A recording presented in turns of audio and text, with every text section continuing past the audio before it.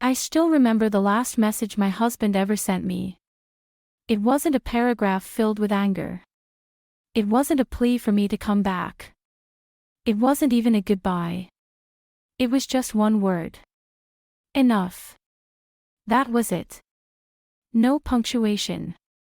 No explanation. Just 6 letters that hit harder than any scream could have. And that was the moment I realized I had lost him forever. Daniel wasn't the kind of man who raised his voice. He wasn't the kind of man who made a scene or tried to win arguments. No, his power was in his silence. And that silence was louder than anything I'd ever known.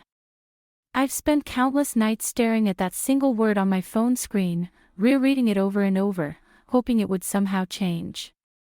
But it never does. It never will. Because Daniel meant it. He had reached his breaking point, and I was the reason he finally let go. My name is Rachel.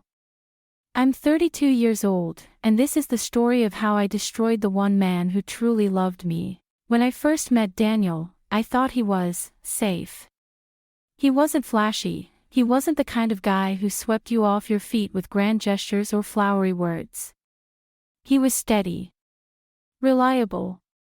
The kind of man who remembered how I liked my coffee, who would quietly fix the leaky faucet before I even noticed it was broken, who made sure my car was warmed up on cold mornings. At the time, I thought that kind of love was boring. Don't get me wrong, I cared for him, deeply. But in the back of my heart, there was always this unfinished chapter. A ghost I hadn't let go of. His name was Ethan. My ex. The one who had broken me years ago, the one who taught me what heartbreak felt like. Even after marrying Daniel, a small part of me still carried Ethan with me, tucked away in some corner I never dared to look at too closely. And then one day, Ethan came back. He showed up broken, vulnerable, saying life had beaten him down. He told me he had no one else to turn to, and suddenly, all those old feelings I thought I had buried came rushing back. I convinced myself I could help him. That I could save him. That maybe this was fate giving me another chance at the love I once thought I lost. But standing at that crossroads, I didn't realize the truth. I wasn't saving anyone. I was about to destroy everything. Because that was the moment I made the choice that would cost me my marriage, my happiness, and Daniel's love forever. Daniel was the kind of man most women said they wanted but few actually chose. He was dependable, consistent, and steady in a way that gave me security I had never known before. He didn't flood me with flowers or poetic words. He didn't plan extravagant surprises. But he showed love in the quiet, practical ways that often went unnoticed until they were gone. If the sink was dripping, Daniel fixed it before I had to ask. If I fell asleep on the couch, I'd wake up under a blanket because he'd tucked me in. On rainy days, he'd drive across town to pick me up from work, just so I wouldn't have to walk in the storm. That was Daniel.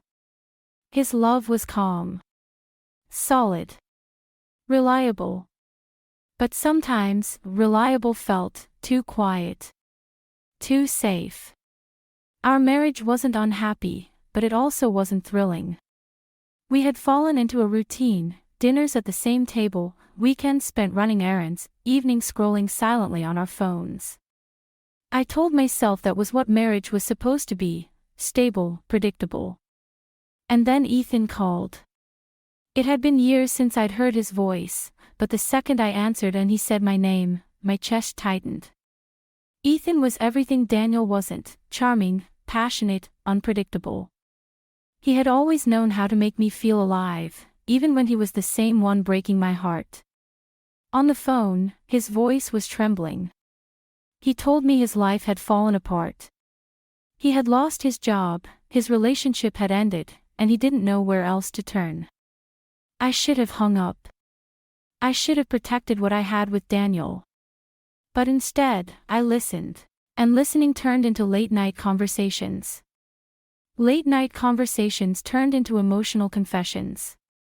And those confessions reignited something inside me I thought was long gone. I told myself I was only helping. That I was being kind. That Daniel was strong enough not to need me in the way Ethan did.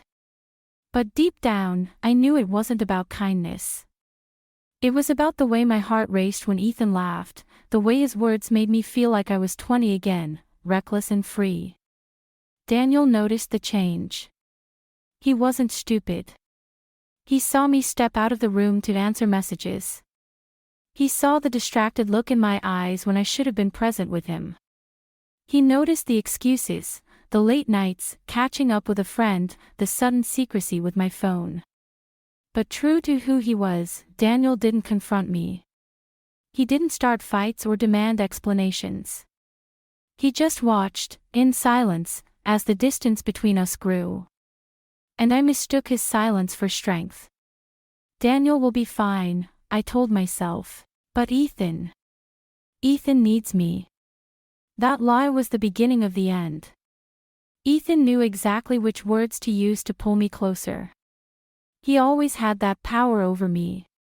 Late one night, after weeks of secret phone calls and coffee meetups I swore to myself were innocent, he looked at me across the table and said, "Rachel, no one has ever understood me like you do. Not then. Not now. Only you." That was the moment the line blurred. I wasn't just a friend offering support anymore. I was the woman he wanted, and I let myself believe that maybe, just maybe, this was where I was supposed to be all along. For days afterward, I lived in a haze. At home, Daniel moved through our routines the same way he always did, but I could feel the unspoken questions hanging in the air. He didn't ask, and I didn't confess. Instead, I convinced myself I had been living a lie, that what Daniel and I had was comfort, but what Ethan and I had was passion. And passion, I told myself, was what real love looked like. So one evening, I made my choice. I stood in our bedroom, pulling clothes off hangers and folding them into a suitcase. My hands were shaking, but I told myself it was nerves, not guilt. Behind me, I felt Daniel's eyes on me. He stood in the doorway, silent, his face unreadable. Finally, he spoke. His voice was low, steady, almost too calm. "If this is what you want, I won't stop you." No begging. No accusations. No anger. Just resignation. That calmness unnerved me more than if he had shouted. I wanted him to fight for me, to give me a reason to stay. But Daniel simply stepped aside and let me go. And I took that as proof I was making the right choice. Ethan was waiting for me with open arms and promises of a future full of fire and passion. At first, it was intoxicating, late-night kisses, wild laughter, a kind of intensity Daniel had never given me. But it didn't take long for the cracks to show. Ethan's charm was unpredictable. One moment he was tender, the next he was cruel. He spent money recklessly, then complained about being broke. We argued constantly, our passion burning too hot and too fast. I started to wonder if I had made a mistake, but pride is a stubborn thing. I had walked out on Daniel for this man. I had chosen chaos over stability, fire over warmth. How could I admit that I had been wrong? So I stayed, convincing myself things would get better, even as a sinking feeling grew inside me. The life I had walked into was nothing like the dream I thought it would be. And yet, I couldn't turn back. It was 3 months after I left Daniel when I found out. Pregnant. I remember staring at that little test in my hand, my heart pounding, a rush of emotions hitting me all at once. Fear, shock, and, strangely, hope. A baby. Maybe this was the answer. Maybe this would anchor Ethan and me, give us something real, something lasting. I told him that evening, trying to mask my nerves with a smile.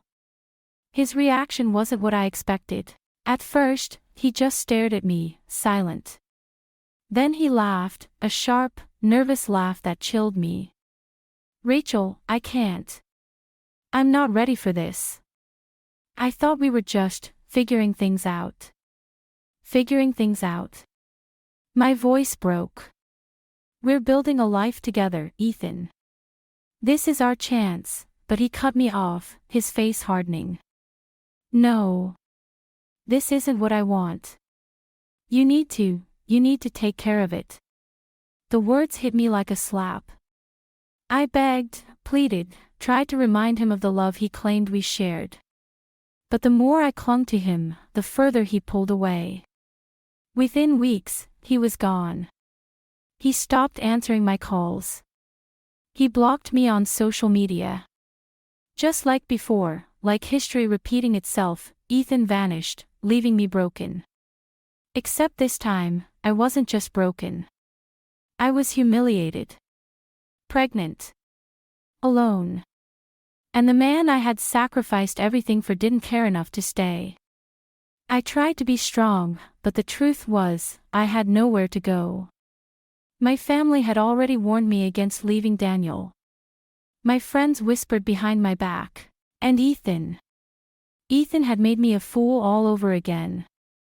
So one evening, with my pride shattered and tears burning my eyes, I went back to the only place I thought I might find shelter. Daniel's door. When he opened it, I expected rage. I expected him to slam it in my face. But instead, he just looked at me, my swollen belly, my trembling hands, and stepped aside. He didn't say much. He didn't ask questions. He simply let me in, made me tea, and told me I could stay until the baby came. Not because he wanted me back. Not because he forgave me. But because Daniel, even after everything, refused to let me suffer. And that kindness cut deeper than any anger ever could. Living under Daniel's roof again felt like stepping into a life that used to be mine but no longer belonged to me. He was there, yes, he made sure I ate, drove me to appointments, even set up the nursery with quiet precision. But something had shifted. He didn't look at me the way he used to. Gone was the softness in his eyes, the little smile when I entered the room. He spoke to me politely, almost formally, like I was a guest instead of his wife. I tried to bridge the distance. I cooked his favorite meals, reached for his hand, even whispered apologies when the silence between us grew unbearable. But he never responded in kind. He wasn't cruel, he simply wasn't there. His body was present, but his heart had packed up long ago. When the baby was born, Daniel was steady as ever. He stood beside me in the hospital, held my hand through the pain, and even cried when the tiny cries filled the room. For a moment, I thought maybe, just maybe, this would heal us. That seeing me as a mother would soften him, make him remember what we once shared. But I was wrong. Once the baby and I were settled at home, Daniel began to withdraw. He still provided, still showed up for the baby, but I noticed him spending more time in the garage, on his computer, anywhere but near me. His silence grew heavier, thicker, until one evening I walked into our bedroom and saw him folding his clothes into a suitcase. Panic surged through me. Daniel, no. Please, please don't do this, I cried, grabbing at his arm. I made a mistake. I was stupid. I see that now. I love you, I've always loved you, I swear. For the first time in months, he met my eyes.